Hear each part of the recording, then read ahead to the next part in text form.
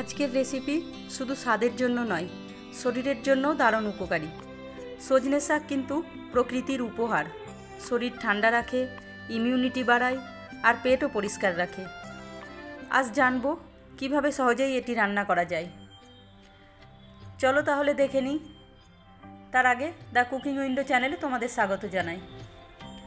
দেখো, শাকগুলো প্রথমে আমি একদম বেছে একটা একটা করে পাতা করে নিয়ে তারপর সেটাকে ভালো করে জলে ধুয়ে জলটা ঝরাতে দিয়েছি একটা প্লাস্টিকের ঝুড়িতে। জলটা ওইদিকে ঝরুক, ততক্ষণে আমি এদিকে কড়াই বসিয়ে দিয়েছি আর কড়াইয়ে 1 লিটার মতো জল দিয়ে দিয়েছি। তারপর সেই জলে 1 চামচ লবণ আর খুব সামান্য 1 চিমটি হলুদ দিয়েছি। এই শাকে হলুদ লাগে না, কিন্তু হলদে খেতে নাই, সেই জন্য সামান্য একটু হলুদ ঠেকিয়েছি।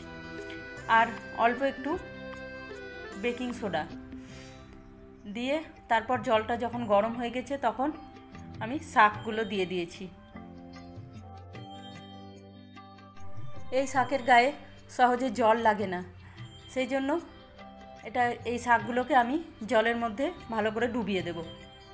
দেখো, এইভাবে জলের মধ্যে পুরো শাকগুলোকে ডুবিয়ে দিয়ে তারপর একটা ঢাকা দিয়ে রেখে দেব সেদ্ধ হওয়ার জন্য। এটা সেদ্ধ হতে কিন্তু বেশ একটু সময় লাগবে। মাঝখানে না আমি ঢাকাটা চেঞ্জ করে দিয়েছিলাম, কারণ ওই ঢাকাটা বেশ ছোট পড়ছিল, তাই ওই কাঁচের ঢাকাটা চেঞ্জ করে স্টিলের ঢাকাটা দিয়ে দিয়েছিলাম।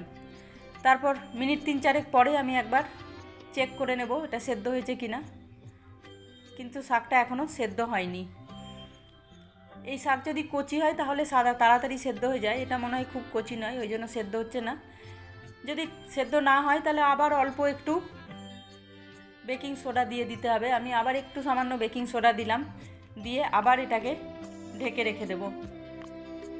এই শাক সেদ্ধ না হলে একটু বেকিং সোডা দিলে কিন্তু খুব তাড়াতাড়ি সেদ্ধ হয়ে যায়। এই যে দেখো, এটা আবার আমি 2-3 মিনিট ফুটিয়ে নিয়েছি। এবার দেখি, হ্যাঁ, এবার এটা সেদ্ধ হয়ে গেছে। এবার আমি গ্যাসটা বন্ধ করে দেবো, দিয়ে ওই প্লাস্টিকের ঝুড়িটাতেই ঢেলে দেব, নিয়ে জলটা সব বের করে নেব। এই শাকটার টেস্ট একটু কষা থাকে, তাই জলটা যদি বের করে দেওয়া হয় তাহলে এর শাকটা খেতে বেশি ভালো লাগে, তাই সেদ্ধ করে জলটা বের করে ফেলে দিই। এবার দেখো, কড়াইয়ে আমি 2 চামচ মতো তেল নিয়েছি। তেল একদম বেশি নিইনি, খুব অল্প তেল। আর তারপর একটুখানি জিরের ফোড়ন আর একটু শুকনো লঙ্কার ফোড়ন দিয়ে দিয়েছি। শুকনো লঙ্কার ফোড়নটা কিন্তু এই শাকে খুবই ভালো লাগে। শুকনো লঙ্কা ভাজার যে একটা সুন্দর গন্ধ আসে, ওইটাতেই শাকটার টেস্ট বাড়িয়ে দেয়। তারপর এতে আমি একটা রসুন দরদরে করে হাম্বল দিস্তায় পিষে নিয়েছিলাম, বা এটা ছোটো ছোটো করে পিস করেও নিতে পারো বা থেতো করেও নিতে পারো। নিয়ে ওটাও দিয়ে দিলাম তেলে, দিয়ে ভালো করে ভেজে নিলাম। তারপর শাকটাও আমি এর মধ্যে দিয়ে দিলাম। এইবার শাকটা দিয়ে বেশ কিছুক্ষণ ভাজবো। এর থেকে একটু জলগুলো বেরোবে, সেই জলগুলো সব শুকিয়ে নেব। বন্ধুরা, তোমরা যারা এই পর্যন্ত আমার ভিডিওটা দেখছো তারা একটা লাইক দিয়ে কন্টিনিউ করো, আর যদি সাবস্ক্রাইব না করে থাকো তাহলে সাবস্ক্রাইব করে পাশের বেল আইকনটা প্রেস করে দিও, তাহলে যখনই আমি নতুন কোনো ভিডিও আপলোড করব তোমাদের কাছে নোটিফিকেশান চলে যাবে। দেখো, শাকটা বেশ কিছুক্ষণ আমি ভালো করে ভেজে নিলাম। তারপর ওতে 1 চামচ মতো চিনি দিয়ে দিলাম। এই চিনিটা দিলে শাকের টেস্টটা বেশ ব্যালেন্স হয়, সেই জন্য অল্প একটু চিনি দিয়ে দিলাম।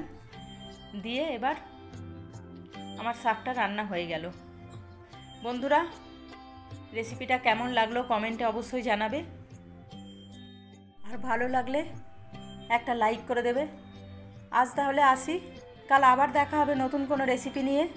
তোমরা সবাই ভালো থেকো, সুস্থ থেকো, আর রোজ একবার করে চলে এসো আমার রেসিপি দেখার জন্য। বাই।